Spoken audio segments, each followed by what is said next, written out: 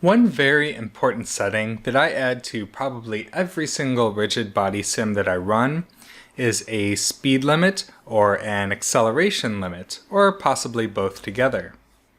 Now if we go back to our flipbook from that custom drag setup, you can see that there are some pieces that really fly off super fast.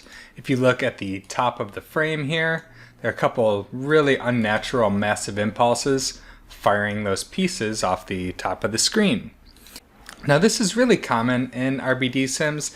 There are so many complex collisions and impulses and chaos happening here that it is very easy for those really stray, super strong impulses to happen.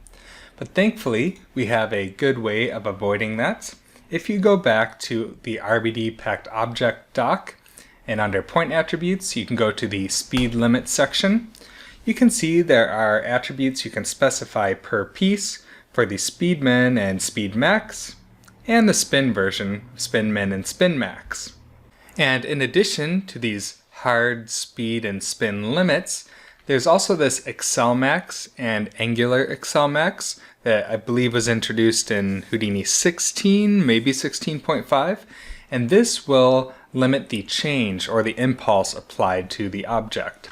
So you have your hard limits and your limit on the change. And the Accel Max is typically a little bit more realistic and accurate than the hard limits are. So typically I will use the Accel Max and Angular Accel Max first, and then if I need to enforce some hard limiting in addition to that, then I might switch over to the speed limits or use them in conjunction with each other. You can absolutely use these together if you would like. I have run into some slight issues with the Accel Max before, where you can get pieces jittering on the ground plane if you have a very low value for that acceleration limit, and they give you a warning about this in the doc as well, but I just wanted to highlight that in case you run into it yourself. That sort of ground plane jitter can be caused by this value, so that's a case where you could maybe just change your Accel Max values or switch over to potentially use the hard limits instead. Now to add these limits to our scene, you can just go to our Sim Attributes Wrangle just before the simulation, and we'll just add some attributes in here. Say f at Accel Max equals, I'll just start with a value of 20, and I'll set f at Angular Accel Max, and I'll try a value of 15 for that. Now if we run the flipbook with these settings, you can see that jitter problem introduced that the docs warned about and that I mentioned I've run into as well. And it seems to me like this is really caused when that Accel Max is pretty close to the gravitational force that it's enforcing with that collision. And because in this sim we doubled the gravity force, so it is pretty close to a gravity value of 20, which is about the same as our Accel Max. So now let's raise our Accel Max so that it's not so close to that gravity value and see if that improves things. So now with a value of 100 for our Accel Max, you can see we're no longer running into that jitter problem that we were before. Now another thing that can be very helpful when setting up really any attributes on your RBD geometry is factoring in the size of the objects. So right now we've been setting this initial velocity and these Accel Max values to all of the geometry without really caring how big they are. So now if we go back to our sim attributes, we can use the bounding box size of our pieces to scale up and down any of the various attributes we're using. However, looking at the spreadsheet, you'll see that this B-box size is on our primitives, it's not currently on our points, and anything that we're using to affect our RBD sim should really be on the points. Now you could, in the sim attribute wrangle, theoretically query the bounding box size from its primitive above that wrangle, but it could be a bit easier and more straightforward if we simply promote that B-box size down to points. Now since we already have an attribute promote in our setup here, we can switch this around so that it's before our sim attribute wrangle, And we can use the same promote for both the name and the bbox size. So if you just add that bbox size to your list there, it's now available on points. And if you check the value range on that, it looks like those bbox values vary from approximately 0.1 up through 17. So in our sim attributes, instead of setting ExcelMax to 100, I'll use a fit function and fit the bbox size with our min and max size values set to 0.1 and 15. So these values don't have to exactly match the values that are really the maximum bbox size.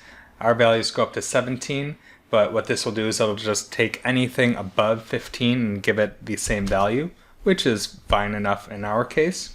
And then for the small pieces, maybe I'll leave the ExcelMax at 100, and for the big pieces, I'll lower the ExcelMax a bit to 50. Now, I don't really expect a massive difference in our sim just from that variance on the ExcelMax, so I'm going to apply a velocity multiplier as well. Maybe I'll say v at v times equals, and paste in that same fit function. And for the small pieces, I'll use a velocity multiplier of 1, and for the big pieces, use a multiplier of 0.1.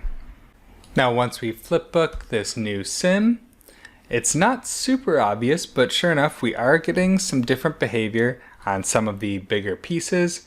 If you look in particular at maybe this large piece right here, you can see that's being fired off with much less initial velocity because it is significantly larger than a lot of the others.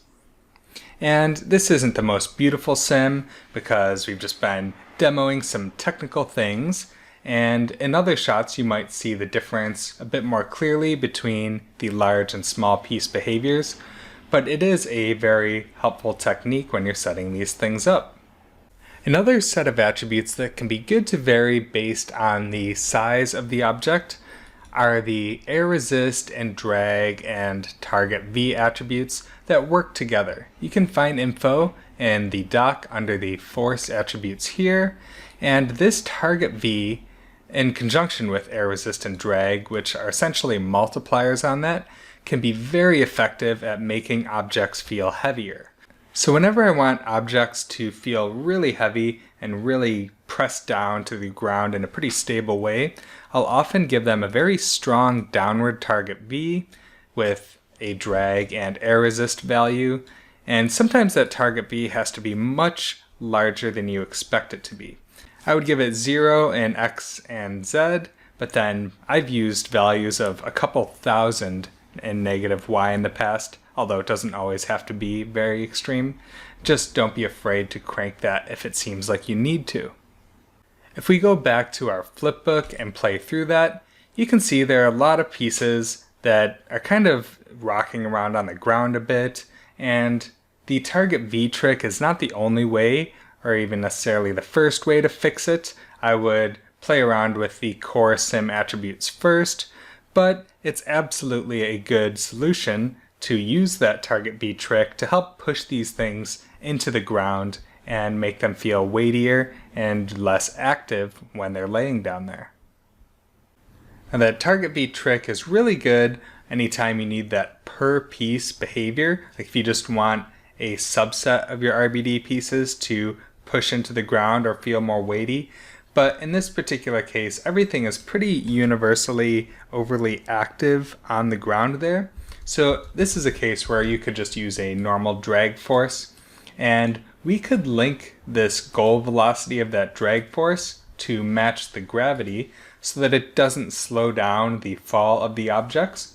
So on the gravity, if you copy the parameter for that y force, and then you paste the relative reference and the goal velocity of our drag, and you can increase the amount of drag if you want. I'll just set it to 3 on both the force and the torque.